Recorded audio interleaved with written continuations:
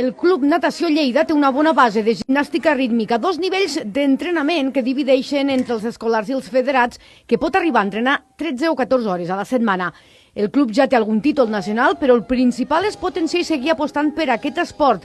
Ara, a Oviedo, en buscaran algun més. És un repte que ens fiquem cada temporada i aquest any ens hem classificat, com hem dit, amb 5 gimnastes i elles mateixes ho van fer a finals de febrer i principis de març al Campionat de Catalunya a Tortosa.